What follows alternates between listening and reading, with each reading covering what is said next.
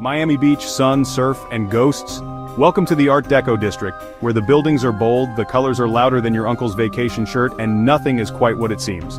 This isn't just architecture, it's a full-blown fever dream of the 1930s, frozen in time, and some say, still haunted by it. Take the Colony Hotel. Stylish, iconic, and, allegedly, home to a phantom guest who checked in during the Eisenhower era and never left. Want more? Good, because we're just getting started. We're diving into secret mobster hideouts, celebrity ghost sightings, retro diners, and some of the strangest souvenirs you'll ever see. From rooftop cocktails under glowing neon skies to the shadowy stories hiding behind pastel facades, this is Miami Beach like you've never seen it before. So stay close, because by the end of this video you'll be wondering, was that just an old Art Deco building, or something still watching you from the past? This is Oddity Atlas. I'm Noah Adams. And we're about to take a time-traveling trip through one of the most dazzling, delicious, and possibly haunted districts in America. Trust me, you're gonna want to see what's waiting at the end. Welcome to Miami Beach, where the sand sizzles, the cocktails are cold, and time seems to have taken a stylish detour. This isn't just a vacation destination, it's a living postcard from the past, and it's got more secrets than you might think. Today on Oddity Atlas, we're stepping back in time to explore the colorful, curvy, and occasionally creepy world of Miami Beach's Art Deco District. So grab your sunglasses and maybe a ghost detector, just in case. Picture it. The roaring 20s are fading into the wild 30s. Miami Beach is booming. A hot escape for the rich, the rebellious, and the really tan. Art Deco arrives on the scene like a glam rock star of architecture. All geometric shapes, neon lights, chrome trims, and optimism. It wasn't just about buildings, it was a vibe.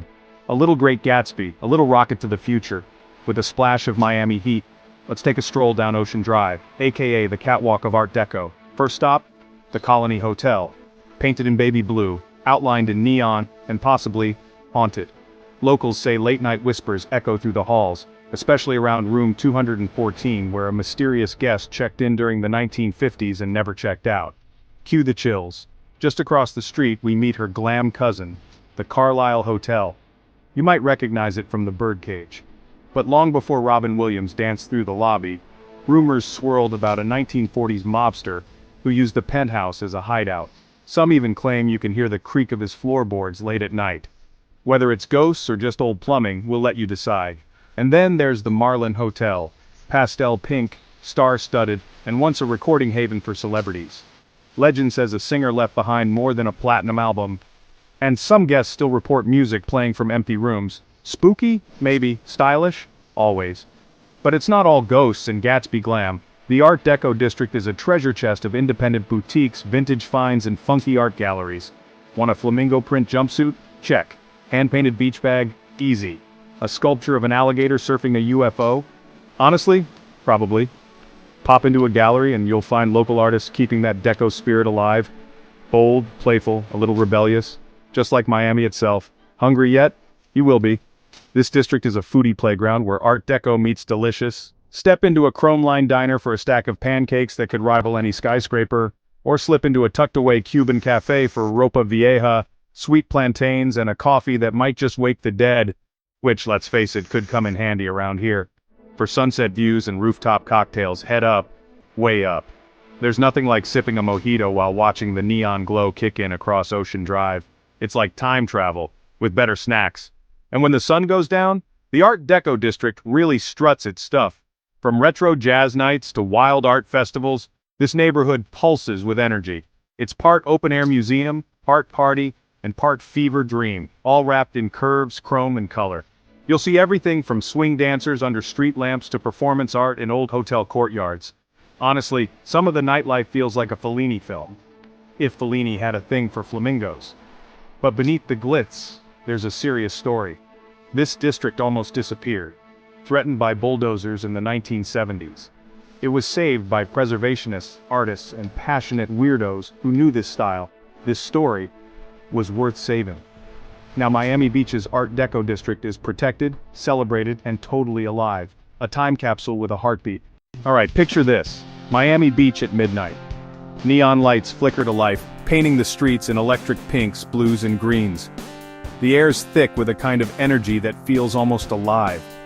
It's more than just a party scene, it's a heartbeat, one that's pulsed through pop culture for decades. But let's rewind. Back in the 80s, Miami Beach wasn't all glitz. In fact, it was kind of rundown. A place with faded Art Deco hotels, empty sidewalks, and not much nightlife to speak of. But then, something wild happened. A bunch of bold, creative souls moved in, artists, musicians, designers, drawn by cheap rents and endless sun. They saw those old neon signs and crumbling facades as a blank canvas. Cue the explosion of neon. Clubs started glowing with wild purples and hot pinks, casting out this surreal, almost dreamlike vibe. Suddenly, Miami Beach was irresistible. Celebrities, models, rock stars, they all wanted in. You'd catch Madonna dancing at Liquid or spot Gianni Versace strutting down Ocean Drive. Cameras rolled and the world watched as Miami's nightlife scene spilled straight into pop culture. And let's not forget TV. Shows like Miami Vice took that neon-drenched look and made it legendary. Those pastel suits and fast cars, inspired by the actual clubs and streets of Miami Beach. Music videos, movies, and fashion all borrowed that same electric style. It was more than a look, it was an attitude. Vibrant, fearless, and a little bit wild. But here's what I find most fascinating, that neon glow didn't just light up dance floors, it changed how the world partied. Other cities started chasing that Miami vibe. Suddenly, neon signs popped up from Tokyo to Berlin. Pop stars built their music videos around that same color-soaked energy. The Miami Beach nightlife scene, once overlooked, had become the blueprint for cool. Even now, when I walk down Collins Avenue, I can feel that history pulsing under my feet.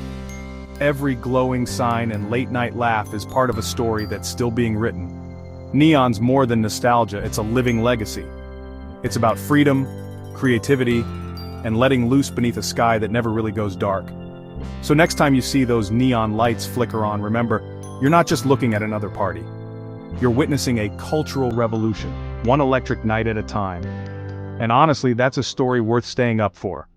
So what do you think? Would you check into one of these historic hotels, even if it meant sleeping next to a stylish Spectre? Or would you rather just admire the neon glow from a safe rooftop distance, cocktail in hand? Let us know in the comments which building you'd dare to stay in. And if you've already been, tell us what we missed. And hey, if you love odd adventures like this one, hit that subscribe button and join the Oddity Atlas crew. We've got a whole world of weird waiting just for you. Until next time, stay curious, stay stylish, and maybe keep one eye open